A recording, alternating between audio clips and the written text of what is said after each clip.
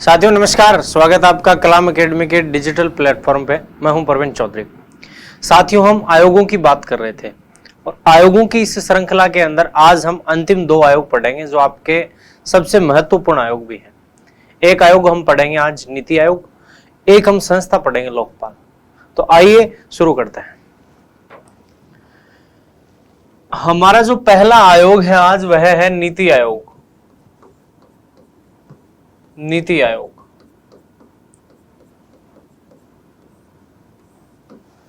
साथियों, नीति आयोग को पढ़ने से पहले दरअसल हमें इसके पूर्ववर्ती संस्थान योजना आयोग के बारे में भी थोड़ी सी चर्चा कर ही लेनी चाहिए।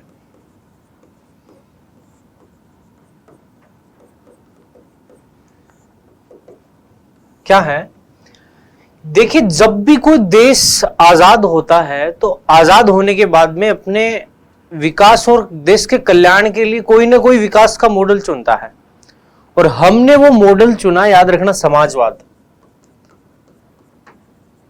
न कि पूंजीवाद।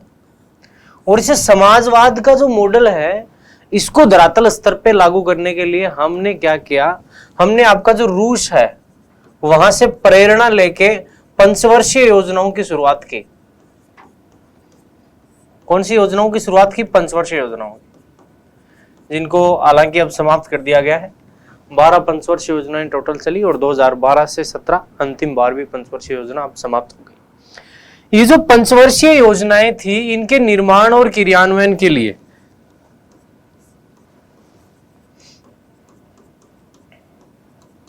हमने क्या किया, हमने 15 मार्च 1950 को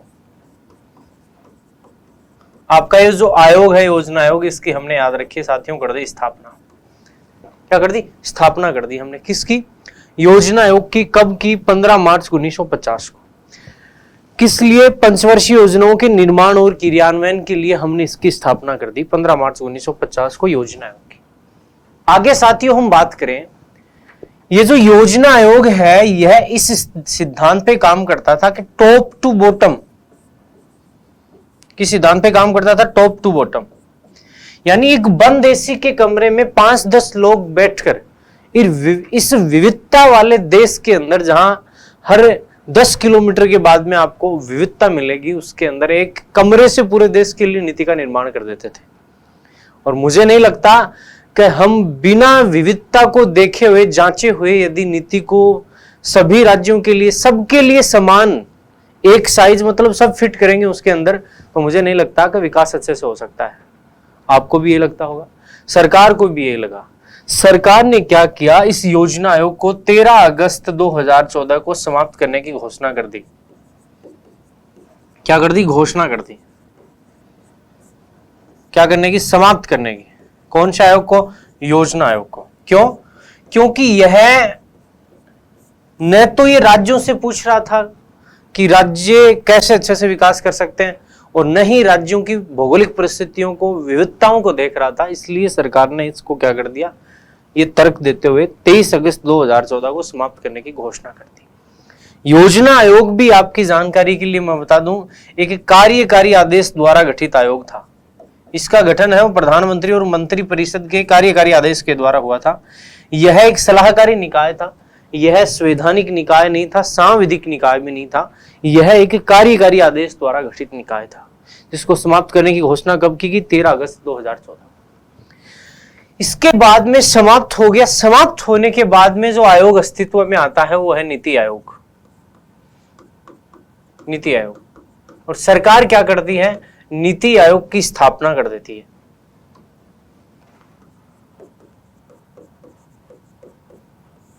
एक जनवरी 2015। ठीक, ये जो नीति आयोग है, याद रखना, इसको इंग्लिश में भी नीति कहते हैं। इसकी फुल फॉर्म आपको थोड़ा सा याद रहनी चाहिए। National institution for transforming India. For transforming India, ये इस आपके नीति आयोग की क्या है? फुल फॉर्म है। नीति शब्द की national institution for transforming India. इसको हिंदी में भी आप थोड़ा सा याद रखें, राष्ट्रीय भारत परिवर्तन संस्थान।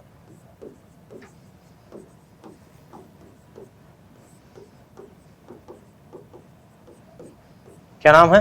राष्ट्रीय भारत परिवर्तन संस्थान इसका नाम है। कब इसकी स्थापना हुई? 1 जनवरी 2015 को इसकी स्थापना। ठीक है, इसके बाद में हम बात करें नीति आयोग की, तो नीति आयोग जो है यह भी कार्यकारी आदेश द्वारा गठित निकाय है आपका। कैसे आदेश के द्वारा गठित है? कार्यकारी आदेश के द्वारा गठित है। संसद ने इसको है वो अधिनियमित नहीं किया है, प्रधानमंत्री और मंत्री परिषद के कार्यकारी आदेश के द्वारा ही, याद रखें, नीति आयोग की स्थापना की है। नीति आयोग की स्थापना हम इसलिए की है कि यह टॉप टू बॉटम की जगह बॉटम टू टॉप की अप्रोच रखता है, और इस अप्रोच के अंदर याद रखना, ये राज्यों से भी विकास को कैसे अपन अच्छे से विकास की नीतियों का निर्माण कर सकते हैं इसकी सलाह लेता है। यानी यह जो आपका आयोग है यह सहकारी संघवाद की भावना पे काम करता है, अवधारणा पे काम करता है, कोऑपरेटिव फेडरलिज्म, जिसके अंदर क्या होता है, सहकारी संघवाद में मूलतः यह उद्देशित किया जाता है कि मजबूत राज्य ही मजबूत देश का निर्माण कर सकते हैं। यानी हम केंद्र से राज्यों के ऊपर नीतियां थोपेंगे तो किसी मजबूत राष्ट्र का निर्माण नहीं कर सकते। दोनों केंद्र और राज्य मिलकर आपस में कोऑर्डिनेशन बना के जब काम करेंगे तो ही देश का विकास संभव है, और इसी अवधारणा को याद रखना सहकारी संघवाद कहा जाता है। यह सरकार के थिंक टैंक के रूप में कार्य करता है। ठीक है, देखो, किसी भी काम को करने से पहले यदि उसके करने के तरीकों और क्या कर रहे हैं, इससे उद्देश्यों को यदि बुद्धिमान लोग बैठ के यदि अच्छे से डिसाइड करेंगे तो हम सबको पता है नतीजे अच्छे आएंगे, और इसी को अपन थिंक टैंक कहते हैं, बौद्धिक निकाय कहते हैं। ठीक है, यानी सरकार के मस्तिष्क के तौर पे काम करता है ये आपका निकाय है। ठीक है, तो नीति आयोग क्या है? यह भी कार्यकारी आदेश द्वारा गठित आयोग है। इसकी स्थापना योजना आयोग के स्थान पे सरकार ने 1 जनवरी 2015 को की है। नीति आयोग के अंदर आप थोड़ा सा इस चीज का जरूर ख्याल रखें कि राष्ट्रीय भारत परिवर्तन संस्थान आपको नाम दे सकता है, हो सकता है नीति आयोग आपको दे ही नहीं ऑप्शन में, तो कई बार चकमा खा सकते हो आप। अब हम आपको बताएं कि नीति आयोग है इसकी संरचना कैसी होती है। ठीक है, तो संरचना में आपको एक तो याद रखना है, एक तो इसके अंदर अध्यक्ष होते हैं, अध्यक्ष होता है, होते नहीं, और अध्यक्ष याद रखना पदेन रूप से प्रधानमंत्री जी होते हैं। कौन होते हैं? पदेन रूप से प्रधानमंत्री। ठीक, प्रथम अध्यक्ष भी आपके इसके श्रीमान नरेंद्र मोदी जी थे, और वर्तमान में भी नरेंद्र मोदी जी हैं। अध्यक्ष के बाद में इसके अंदर होता है उपाध्यक्ष, और ये जो उपाध्यक्ष होता है इसे आपके कैबिनेट मंत्री के समकक्ष दर्जा प्राप्त होता है। कैसे मंत्री के समकक्ष? कैबिनेट मंत्री के समकक्ष दर्जा प्राप्त होता है। ठीक, उपाध्यक्ष के बाद में बात करें तो इसमें 4 पदेन सदस्य होते हैं। पदेन सदस्य होते हैं, कितने होते हैं? 4 पदेन सदस्य होते हैं। ठीक है, 4 पदेन सदस्यों के अलावा इसमें 4 पदेन सदस्य अपन बाद में लिखते हैं, एक बार इसके स्थायी ढांचे की तो बात करते हैं। 4 इसके अंदर याद रखना स्थायी सदस्य होते हैं। ठीक है, जिनको पूर्णकालिक सदस्य भी बोला जाता है। 4 इसमें होते हैं, इसके अलावा पदेन सदस्य, और ये पदेन सदस्य हैं वो प्रधानमंत्री द्वारा नामित होते हैं। इसके द्वारा नामित होते हैं प्रधानमंत्री के द्वारा। ये स्थायी सदस्य हैं, इनको क्या बोला जाता है? पूर्णकालिक बोला जाता है। इनको याद रखना राज्य मंत्री के समकक्ष दर्जा प्राप्त होता है। किस मंत्री के समकक्ष? राज्य मंत्री के समकक्ष। एक इसके अंदर आपके होता है सीओ। सीयू से पहले 2 अंशकालिक सदस्य होते हैं। ये जो अंशकालिक सदस्य हैं ये आपके देश के महत्वपूर्ण जो विश्वविद्यालय हैं वहां से होते हैं। विश्वविद्यालयों के साथ साथ आपके जो शोध संस्थान है वहां से आपके नीति आयोग के क्या होते हैं? अंशकालिक सदस्य होते हैं। अंशकालिक सदस्यों के बाद में मैं आपसे कहूं कि ये जो आपका आयोग है इसके अंदर याद रखना एक होता है सीओ, इसको अपन कहते हैं मुख्य कार्यकारी अधिकारी। क्या कहते हैं? मुख्य कार्यकारी अधिकारी। ठीक है, इसको अपन कहते हैं मुख्य कार्यकारी अधिकारी। एक इसका होता है सचिवालय। क्या होता है? सचिवालय। ये सचिवालय सामान्यतः आपके नीति आयोग के अंदर, दिल्ली के अंदर है, सबको पता होगा। एक आपको इसके अंदर थोड़ी सी बात और याद रखनी है, नीति आयोग के अंदर 4 सदस्य जो हैं विशेष आमंत्रित सदस्य होते हैं।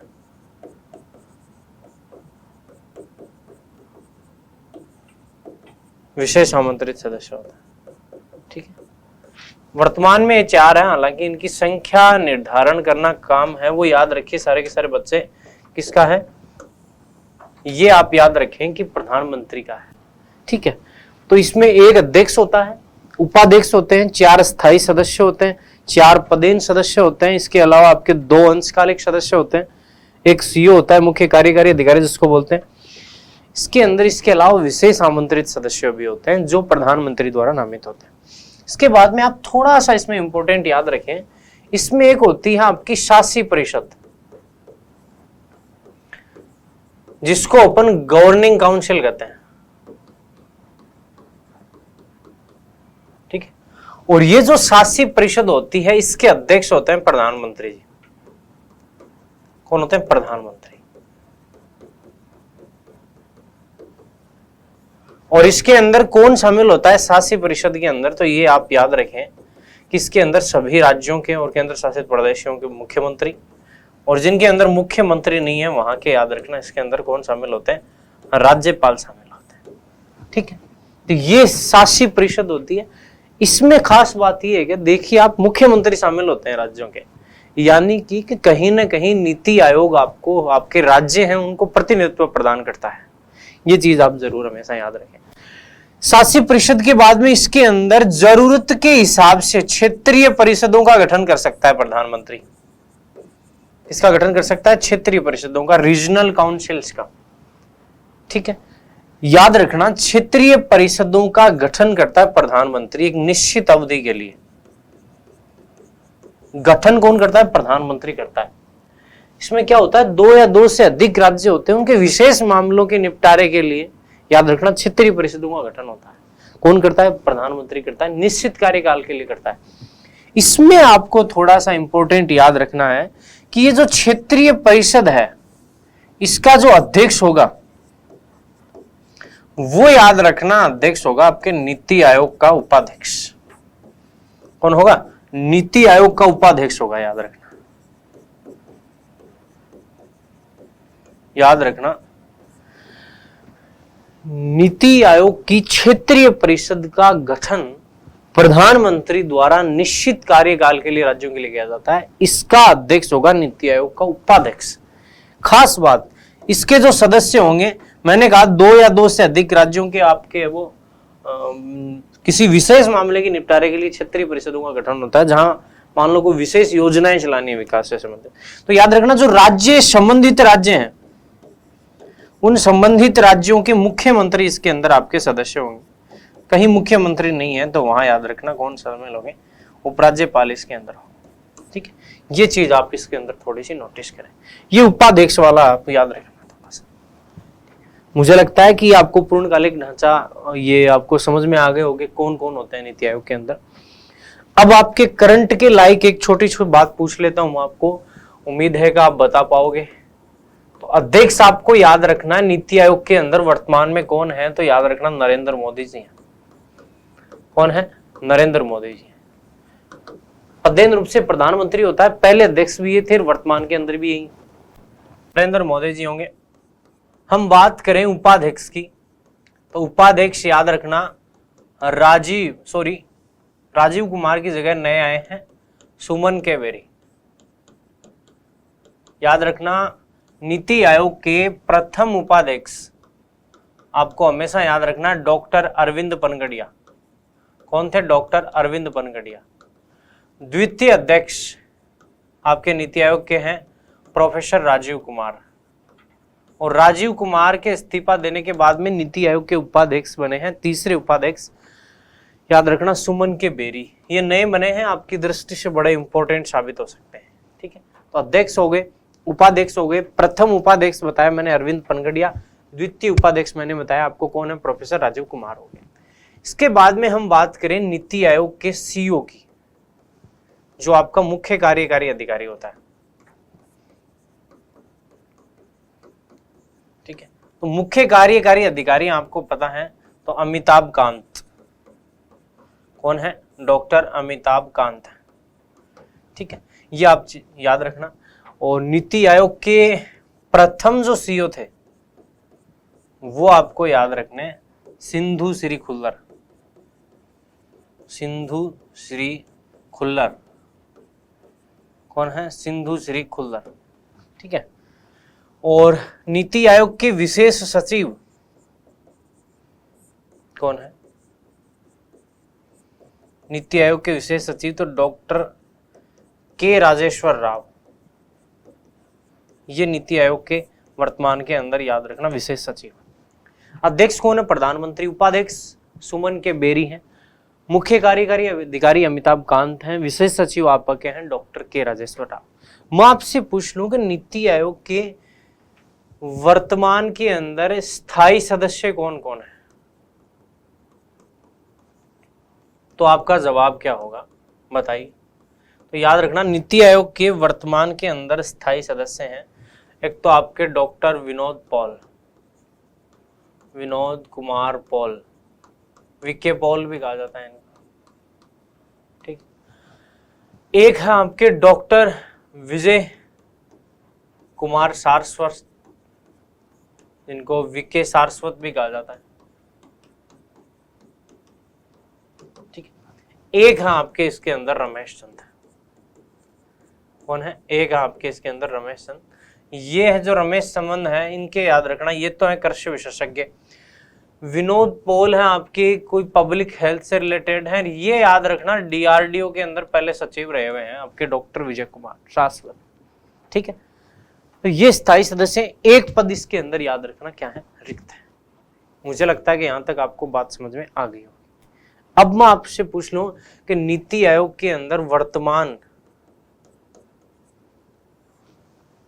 पदेन सदस्य कौन है,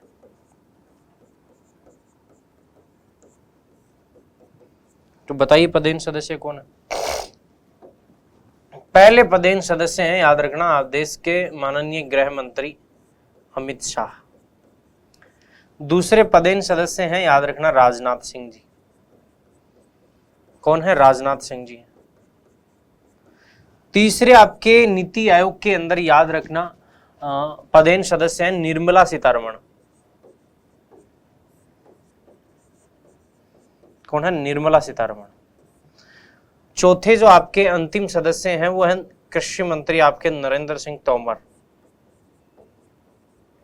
ठीक, ये तो है वर्तमान के अंदर नीति आयोग के अंदर याद रखना 4 पदेन सदस्य हैं, क्या है, पदेन सदस्य।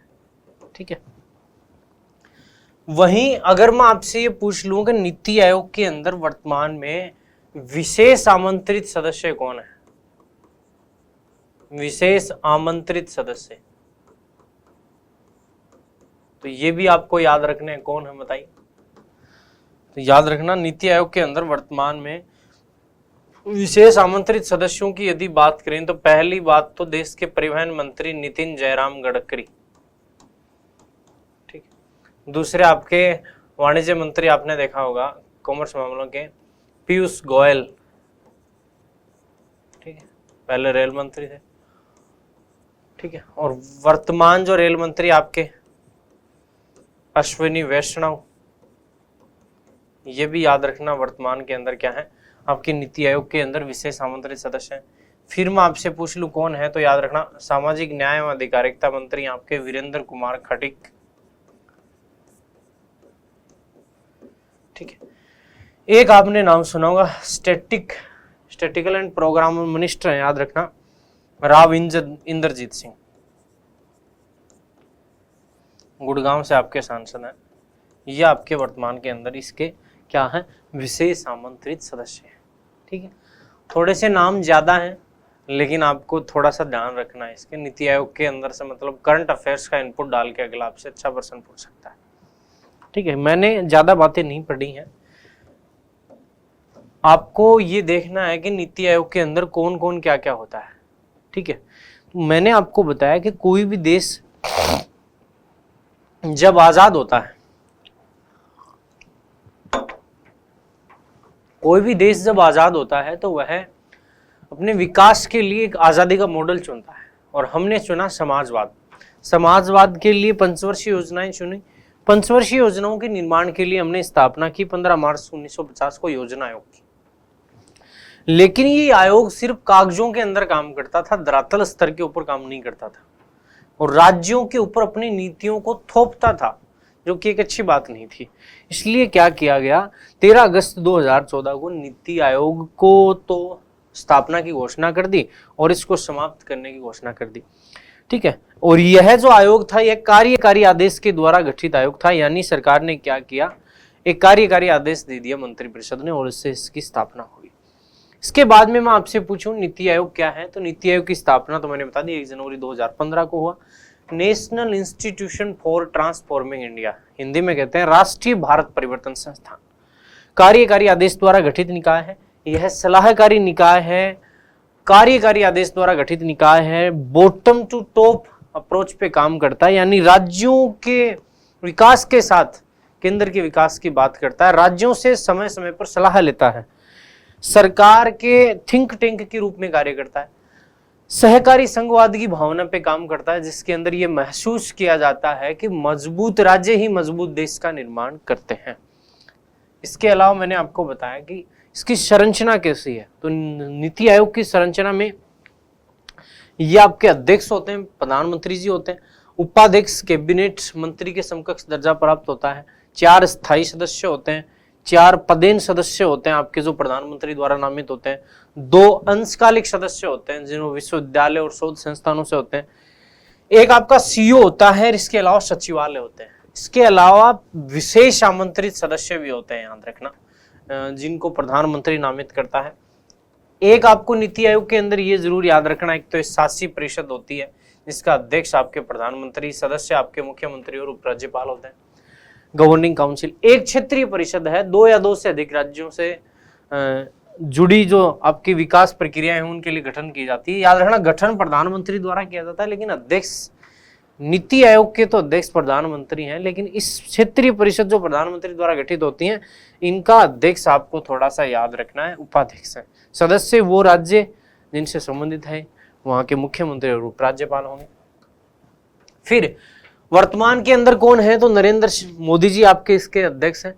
वर्तमान के अंदर जो उपाध्यक्ष हैं वो सुमन के बेरी हैं, याद रखना, थोड़ा सा नव निर्वाचित हैं, अभी इस्तीफा दिया ही है, कार्यभार भी इन्होंने संभाला नहीं है। प्रथम अध्यक्ष हैं आपके अरविंद पनगड़िया, और प्रथम उपाध्यक्ष थे अरविंद पनगड़िया, द्वितीय उपाध्यक्ष थे राजीव कुमार। सीईओ इसके अंदर जो है मुख्य कार्यकारी अधिकारी हुए हैं वर्तमान के अंदर अमिताभ कांत। प्रथम सीईओ थे वो थे सिंधु श्री खुल्लर, और इसके विशेष सचिव हैं डॉक्टर के राजेश्वर राव। इसके अंदर 4 स्थायी सदस्य हैं, याद रखना है, doctor VK Paul, doctor VK Saraswat और एक रमेश चंद्र। एक पद आपका याद रखना इसके अंदर क्या है, रिक्त है। पदेन सदस्यों की बात करें तो गृह मंत्री आपके अमित शाह है, रक्षा मंत्री जी आपके राजनाथ सिंह, फिर निर्मला सीतारमण जी हैं, और ये आपके हैं वो नरेंद्र सिंह तोमर हो गए। विशेष आमंत्रित सदस्यों की हम बात करें तो ये है नितिन गडकरी, पीयूष गोयल, अश्विनी वैष्णव, वीरेंद्र कुमार खटीक, राव इंद्रजीत सिंह। तो ये नीति आयोग से थोड़ी सी बातें। तो नीति आयोग के मेन काम तो देखो आपको पता ही है क्या क्या है। सहकारी संघवाद के तहत राज्यों से सलाह लेकर दीर्घकालिक नीतियों का निर्माण करता है। कैसी नीतियों का, दीर्घकालिक नीतियों का निर्माण करता है, यानी जो आकस्मिक स्वार्थ होते हैं राज्यों की उसके लिए नीति का निर्माण नहीं करता है, दीर्घकालिक समय के लिए करता है। योजना आयोग जिस प्रकार योजनाओं को फंड अलॉट करता था, यह नीति आयोग फंड अलॉट नहीं करता है। यह राज्यों को साथ लेकर सहकारी संघवाद के सिद्धांत के ऊपर आपका काम करता है। ठीक है, यह भी चीज आपको एक याद रखनी है। किसके रूप में कार्य करता है, थिंक टैंक के रूप में कार्य करता है, थिंक टैंक के रूप में। नीति आयोग आप सबको पता हो तो बॉटम टू टॉप की अवधारणा पे काम करता है, यानी राज्यों से सलाह लेकर निर्माण करता है। समाज का अति पिछड़ा वर्ग है उसके लिए काम करता है। याद रखना, एक ये जो आपका नीति आयोग है, तो याद रखना एक पोर्टल चलाता है इंडिया नॉलेज हब, ये भी आप थोड़ा सा याद रखना। ये नीति आयोग के द्वारा संचालित किया गया, याद रखना क्या है, एक पोर्टल है। ठीक है, एक ये दो हब है इसके अंदर, नीति आयोग के अंदर। एक तो आपका टीम इंडिया हब,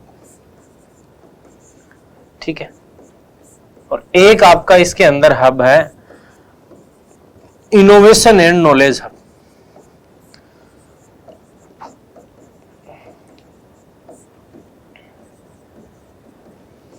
ठीक है, और अटल इनोवेशन जो आपका हब है उसकी भी शुरुआत नीति आयोग ने की थी। तो ये नीति आयोग से जुड़ी छोटी छोटी सामान्य सी जानकारी है। आपकी पिछली बार जो फर्स्ट ग्रेड के अंदर एक प्रश्न भी बना था कि नीति आयोग कैसा आयोग है, तो वो याद रखना क्या था, कार्यकारी आयोग था। तो ये मुझे लगता है कि आपको समझ में आ गया होगा नीति आयोग। आगे हम शुरू करते हैं। लोकपाल। लोकपाल बड़ा ही चर्चा में रहने वाला टॉपिक है साथियों। हमेशा 2010-11 से लेके अब तक भ्रष्टाचार को समाप्त करने की बातचीत जरूर हुई है, लेकिन लोकपाल भी आ गया। लेकिन मुझे नहीं लगता, आपको नहीं लगता कि भ्रष्टाचार को कुछ फर्क पड़ा इससे, वह अपनी प्रक्रिया के अंदर चल रहा है। लोकपाल की हम बात करें तो यह एक शब्द है, स्वीडिश शब्द है ओम्बुड्समैन।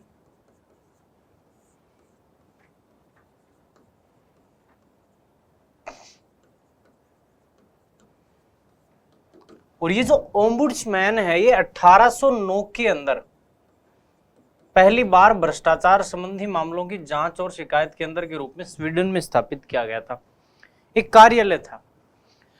ओम्बुड्समैन का भारतीय संस्करण लोकपाल कहलाता है। भारतीय संस्करण क्या कहलाता है? लोकपाल।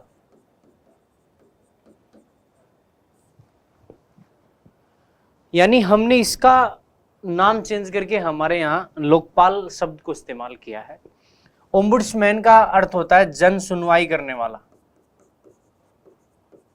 और ये भारत के अंदर भ्रष्टाचार संबंधी मामलों को लेकर लाया गया है।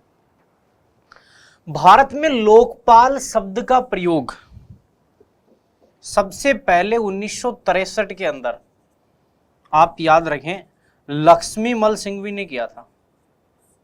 किसने किया था? लक्ष्मीमल सिंघवी ने। बड़े वकील थे, पार्लियामेंटेरियन भी थे, सदस्य रहे थे संसद के। अपने ये जोधपुर से संबंध रखते हैं।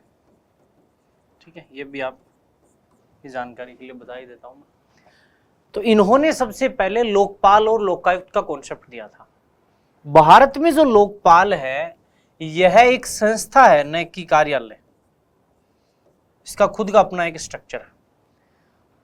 लोकपाल और लोकायुक्त के लिए सबसे पहले एक आपने आयोग का नाम सुना होगा, प्रथम प्रशासनिक सुधार आयोग।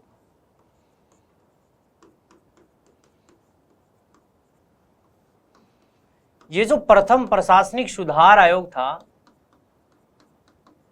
जिसका गठन 5 जनवरी 1966 को हुआ था, जिसने अपनी अंतिम रिपोर्ट 1970 में सौंपी थी, जिसके अध्यक्ष थे मोरारजी देसाई।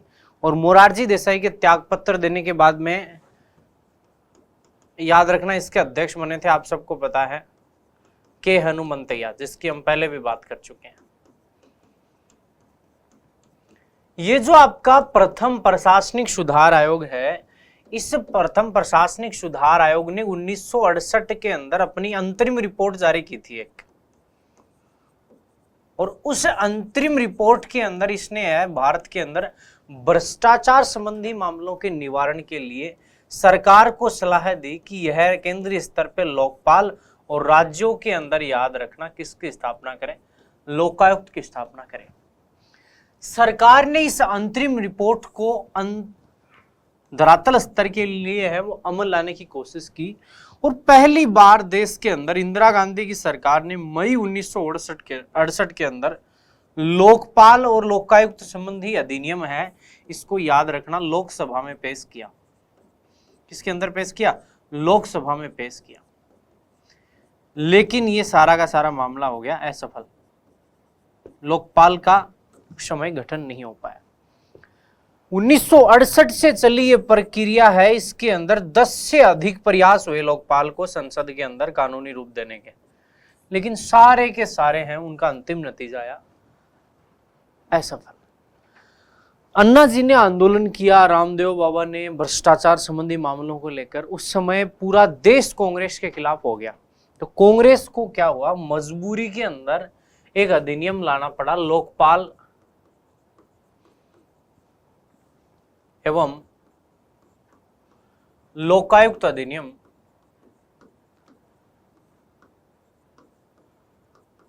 2013। ठीक है, इसे संसद ने दिसंबर 2013 के अंदर पारित किया। राष्ट्रपति ने इस पर हस्ताक्षर किए 1 जनवरी 2014 को, और इस पर हस्ताक्षर किसने किए थे? याद रखना, प्रणब मुखर्जी ने। ठीक है, और संपूर्ण भारत स्तर पर लागू हुआ, याद रखना, 16 जनवरी 2014 से, सॉरी 1914 नहीं, 2014 से आपका ये संपूर्ण भारत के अंदर लागू हो गया। इसके अंदर क्या था अधिनियम के अंदर? इस अधिनियम ने कहा कि एक तो आप केंद्रीय स्तर के ऊपर तो लोकपाल का गठन कर ही रहे हो, लेकिन इसके साथ ही राज्य स्तर के ऊपर 1 वर्ष की अवधि में आपको राज्यों के अंदर भ्रष्टाचार संबंधी मामलों का निपटारा करने के लिए लोकायुक्त का है वो गठन करना पड़ेगा। क्या करना पड़ेगा? गठन करना पड़ेगा। और ये राज्य के विधानमंडल को आजादी दी कि वह कैसा लोकायुक्त स्थापित करेगा, ये उसकी स्वतंत्रता है, कैसा भी कर सकता है। जैसे राजस्थान ने लोकायुक्त के साथ साथ उपलोकायुक्त का भी किया है। मैं आपसे प्रश्न पूछ लूं यहां कि पहला राज्य जिसने लोकायुक्त का गठन किया, सिर्फ ये पूछूं कि लोकायुक्त का गठन किया, तो उसमें आपको जवाब देना है ओडिशा।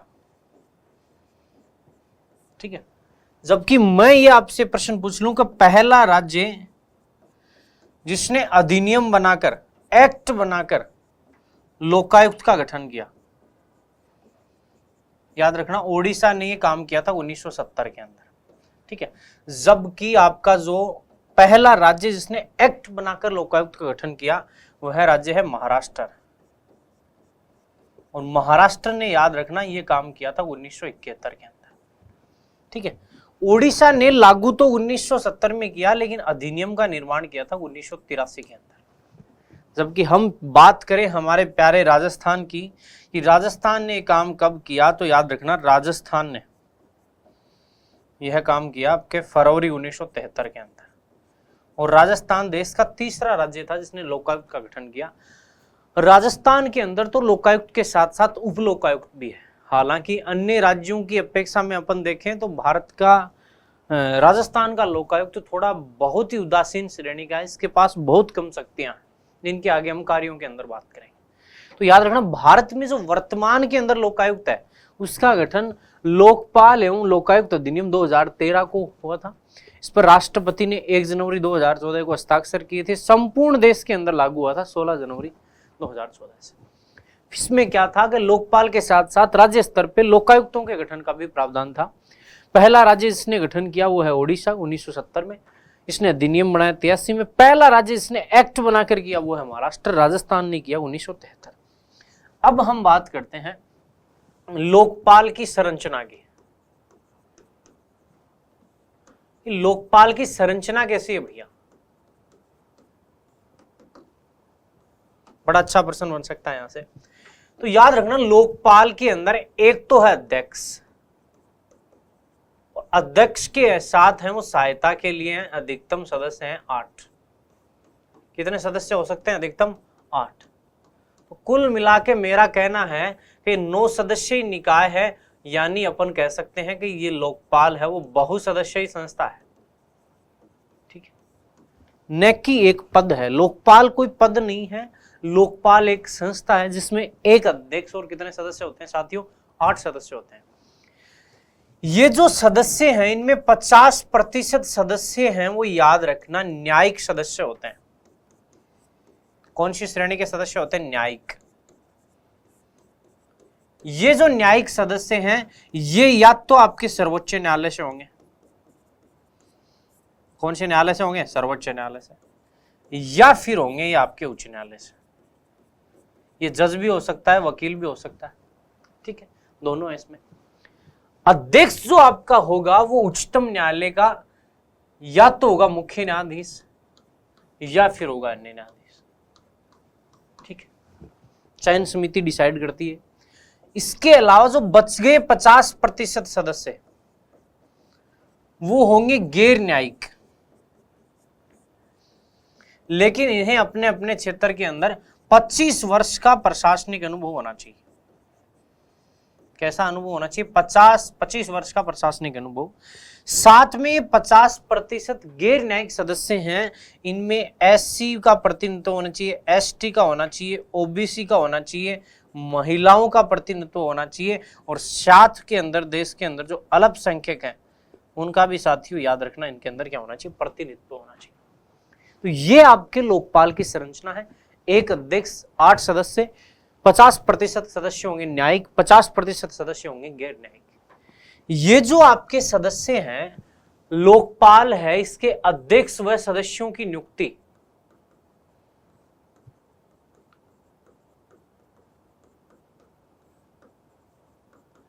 ये आप याद रखना साथियों कि लोकपाल के अध्यक्ष और सदस्यों की नियुक्ति की जाती है राष्ट्रपति द्वारा। किसके द्वारा? राष्ट्रपति द्वारा, चयन समिति की सिफारिश पर। याद रखना, चयन समिति की सिफारिश पर। ये जो चयन समिति होगी वो क्या होगी ये भी आप देखिए। चयन समिति के अंदर कौन होगा, यहां से आपके प्रश्न पूछा जा सकता है। तो आपकी जो चयन समिति होगी इसके अंदर पहला सदस्य तो होगा प्रधानमंत्री, और ये प्रधानमंत्री ही इस चयन समिति का, याद रखिए साथियों, होगा अध्यक्ष। क्या होगा? अध्यक्ष होगा। इसके अलावा इसके अंदर देश का जो उच्चतम न्यायालय है उसके याद रखना होंगे मुख्य न्यायाधीश। इस समिति के अंदर याद रखना क्या होंगे? सदस्य होंगे, मुख्य न्यायाधीश होंगे किसके? सुप्रीम कोर्ट के। चौथा जो आपका सदस्य होगा इसके अंदर 1 नंबर, 2 नंबर, 3 नंबर, वो होगा लोकसभा अध्यक्ष।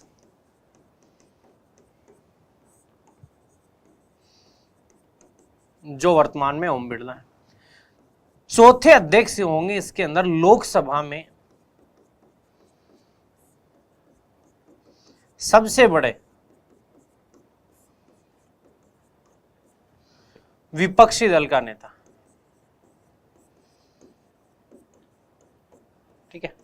और जो विपक्षी दल का नेता बनने के लिए आपको 10% सीटें चाहिए, जैसे 543 हैं, इनमें से आपको 10 सीटें चाहिए, तो यानी 55 सीटें चाहिए। ये योग्यता याद रखना 2016 के अंदर सरकार ने समाप्त कर दी, संशोधन कर दिया इसमें। और विपक्षी दल की जगह इन्होंने एक शब्द और जोड़ दिया इसके आगे, सबसे बड़े, जो सबसे बड़ा विपक्षी दल होगा ना उसका नेता है उसको बना दिया जाएगा आपको लोकसभा के अंदर, इसके अंदर समिति में सदस्य। खास बात, ये 5वां सदस्य होगा, ये होगा राष्ट्रपति द्वारा नियुक्त। और ये राष्ट्रपति द्वारा ये जो 4 सदस्य हैं ऊपर वाले, बाकी 4 सदस्य जो शेष हैं उनकी सिफारिश के आधार पर नियुक्त होगा। ये बड़ा इंटरेस्टिंग है, देखिए इसका स्ट्रक्चर थोड़ा सा। अध्यक्ष नियुक्ति किसके द्वारा की जाएगी? वो 9 सदस्य हैं उनकी, तो एक राष्ट्रपति द्वारा। किसकी सिफारिश पर? चयन समिति की सिफारिश पे, जिसमें प्रधानमंत्री अध्यक्ष होगा, मुख्य न्यायाधीश होगा, लोकसभा अध्यक्ष होगा, सबसे बड़े विपक्षी दल का नेता होगा। चौथा 5वां जो सदस्य होगा राष्ट्रपति, इन 4 की सिफारिश पे उसको नियुक्त करेगा इस चयन समिति के अंदर, ठीक है। ये चयन समिति है, इसके नीचे भी याद रखना एक होती है लोकपाल खोजबीन समिति।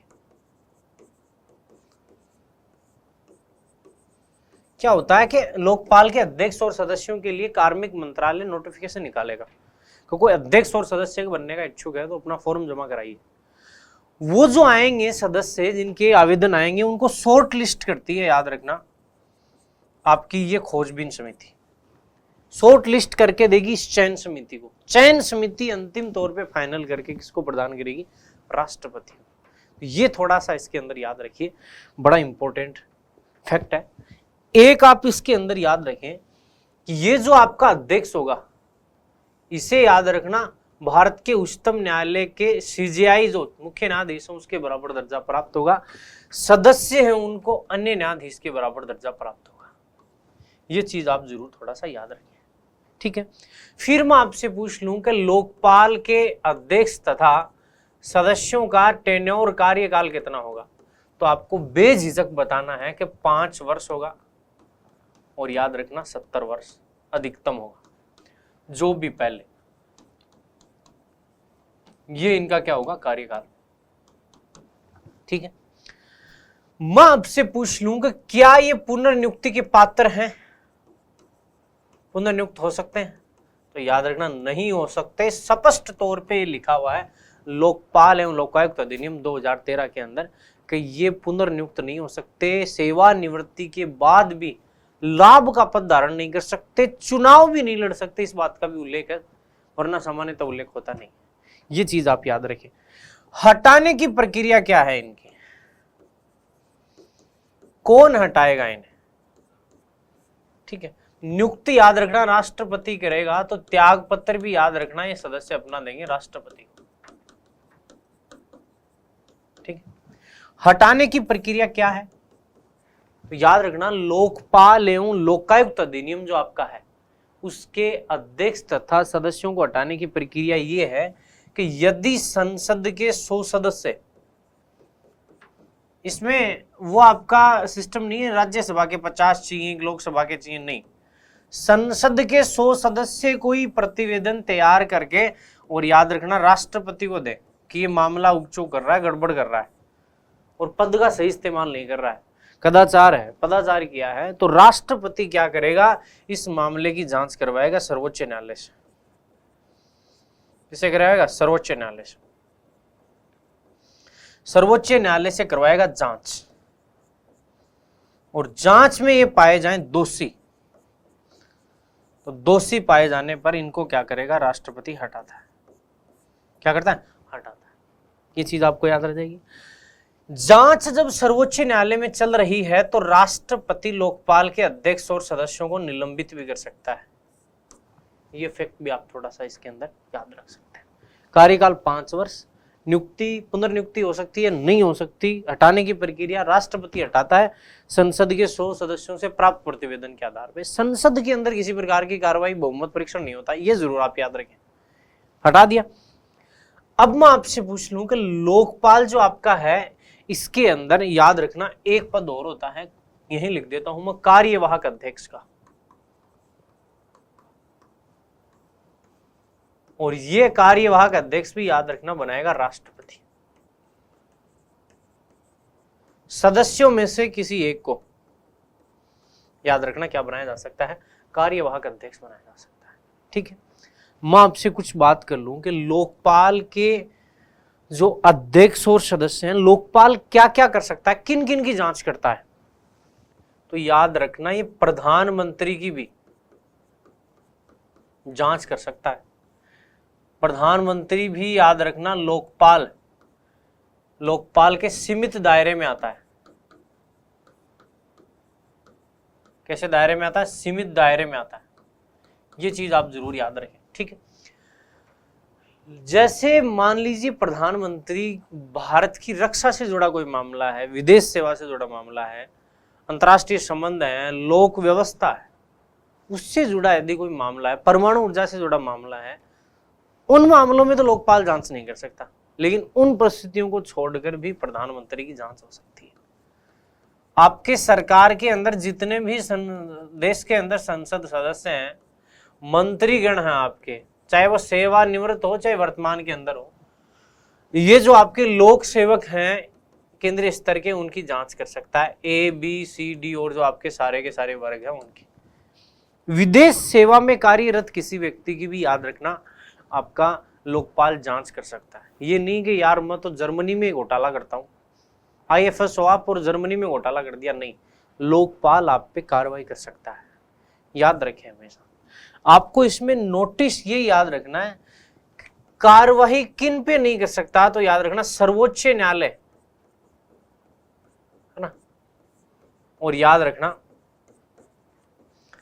आपके जो उच्च न्यायालय, सारे के सारे न्यायालय है ना जितने भी, इनकी याद रखना आपका आयोग है वो क्या नहीं कर सकता, जांच नहीं कर सकता। याद रखना, ठीक है, क्या नहीं कर सकता, जांच नहीं कर सकता। इसके अलावा जो बच गए ना, मान लीजिए कोई भी संस्थान जो संसद के एक्ट द्वारा बना है, एक्ट द्वारा गठित हुआ है, उनकी जांच कर सकता है। ऐसे NGO जिन्होंने 10 लाख से ऊपर का विदेशी फंड प्राप्त किया है, विदेशी चंदा प्राप्त किया है, याद रखना हम आपका जो आयोग है वो जांच कर सकता है ऐसे मामलों की। ये चीज आप जरूर याद रखें। प्रधानमंत्री की जांच कर सकता है, केंद्रीय स्तर के मंत्री, संसद के सदस्य, केंद्रीय सेवाओं के सदस्य होते हैं उनकी जांच कर सकता है, आपका ये मंत्रीगणों की जांच कर सकता है, लेकिन सर्वोच्च न्यायालय के सदस्यों की जांच नहीं कर सकता। संसद द्वारा गठित कोई भी संस्थान है उसकी जांच कर सकता है। ऐसे NGO, ट्रस्ट, समितियां जिन्हें 10 लाख से अधिक का चंदा प्राप्त हुआ है, उनकी भी याद रखना है क्या कर सकता है, जांच कर सकता है। ठीक है, कर क्या नहीं सकता ये समझ लो आप। सॉरी, एक चीज अपन यही क्लियर कर देते हैं, आपका जो लोकपाल है ये CBI से भी जांच करवा सकता है।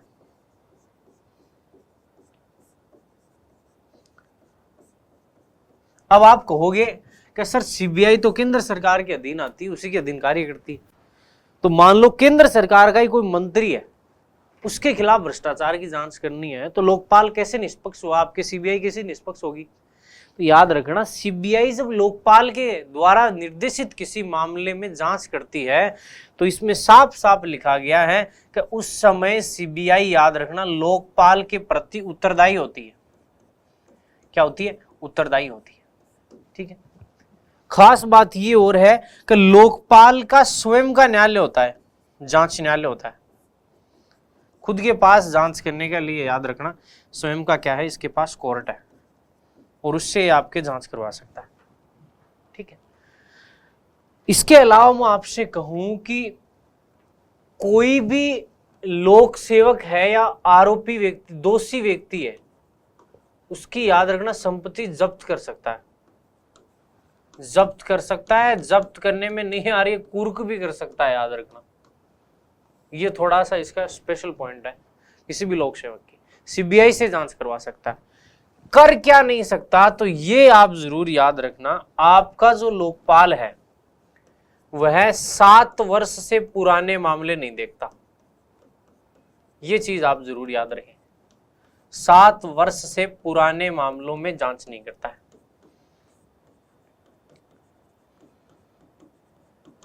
ठीक है, खास बात, यदि आपने झूठी शिकायत कर दी है तो भी आपको लफड़ा हो सकता है। झूठी शिकायत करने पे याद रखना 1 वर्ष की तो हो सकती है आपको कारावास, और याद रखना 1 लाख तक का आपको जुर्माना हो सकता है। ठीक है, और लोकपाल जो है वो याद रखना प्राथमिक स्तर की जांच है वो पूरी करेगा, ऐसा प्रावधान है कि 3 माह में, लेकिन अंतिम तौर पे ये लेगा 1 साल, लेकिन ऐसा हो नहीं रहा है, बहुत समय लगता है लोकपाल को। तो ये लोकपाल की कुछ शक्तियां हैं, कार्य हैं, जिनके तहत ये काम करता है। मैं आपसे ये कह दूं कि मुझे आप बताइए कि लोकपाल के अंदर वर्तमान जो लोकपाल है आपका,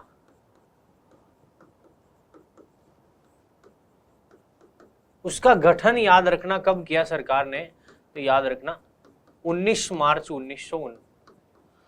2019 को, 19 मार्च 2019 को, 23 मार्च 2019 से कार्य करना शुरू किया इसने। सरकार ने क्या किया, लोकपाल का अध्यक्ष बनाया प्रथम अध्यक्ष, वर्तमान में भी यही है, पिनाकी चंद्र घोष। याद रखना किसको बनाया गया, पिनाकी चंद्र घोष को। इनको आपको नाम याद रखना है, पीसी घोष बड़ा प्रसिद्ध नाम है इनका। फिर मैंने बताया आपको कि लोकपाल के अंदर न्यायिक सदस्य होते हैं 50% सदस्य, 4 यानी। कौन है न्यायिक सदस्य? तो वर्तमान में 2 पद तो है रिक्त और 2 आपके पद के ऊपर आसीन है। एक तो है इसमें प्रदीप कुमार मोहंती, प्रदीप कुमार मोहंती, और दूसरा है अभिलाषा कुमारी। ये वर्तमान में लोकपाल के अंदर सदस्य है। ये तो आपके मणिपुर के चीफ जस्टिस रही हुई है और ये झारखंड जो आपका उच्च न्यायालय उसकी रही हुई। तो ये तो आपके न्यायिक सदस्य हैं। फिर मैं आपसे पूछ लूं कि वर्तमान के अंदर गैर न्यायिक सदस्य कौन है?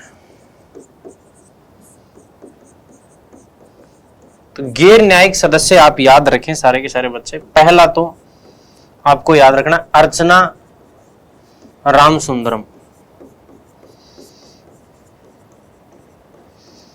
ठीक है। दूसरा आपको याद रखना दिनेश कुमार जैन, दिनेश कुमार जैन। फिर आपको याद रखना है श्री महेंद्र सिंह, श्री महेंद्र सिंह। एक इसके अंदर आपको याद रखना है इंद्रजीत, क्या नाम है, इंद्रजीत प्रसाद गौतम।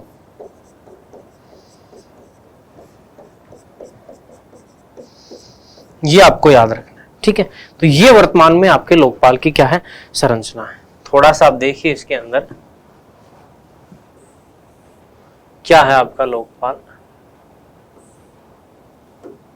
हाँ देखो, ज्यादा लंबी चौड़ी हमने बात नहीं की है। क्या किया है, लोकपाल एक स्वीडन के अंदर 1809 में कार्यालय स्थापित किया था भ्रष्टाचार के लिए। इसके अंदर सीमित कर्मचारी थे 1809 में। उसका ही भारतीय संस्करण है, याद रखना, लोकपाल। भारत में लोकपाल शब्द का सबसे पहले इस्तेमाल किया था श्रीमान लक्ष्मी मल सिंघवी ने 1963 के अंदर, ठीक है। भारत के अंदर जो लोकपाल है वो एक संस्था है। लोकपाल की सिफारिश सबसे पहले वैधानिक रूप से याद रखना प्रथम प्रशासनिक सुधार आयोग है, इसने की थी। इसका गठन हुआ था 5 जनवरी 1966 को। रिपोर्ट इसने सौंपी थी, अंतिम रिपोर्ट 1970 में, लेकिन इसने अपनी अंतरिम रिपोर्ट सौंपी थी 1968 के अंदर सरकार को।